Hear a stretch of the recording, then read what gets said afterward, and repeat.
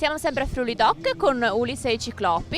Hanno appena suonato, quindi sono veramente affaticati, però abbiamo deciso lo stesso di rubare 2 minuti del loro tempo per sapere come mai hanno scelto la scena musicale. Perché avete deciso di iniziare a suonare, ragazzi? Boh, io ho cominciato a suonare dopo una frattura di una gamba. Ho preso la chitarra in mano, mi è subito piaciuto e penso per quello suono. E lui anche per passione, credo, comunque, tutti e due. E perché questo nome, Ulisse e i Ciclopi, da dove arriva? Boh, io scrivo le canzoni e quindi mi ha messo Ulisse dentro e i Ciclopi perché lui è un ciclope. In realtà ha un occhio solo. Sai perché sono dei ciclopi? Perché i ciclopi notoriamente hanno un occhio solo, no?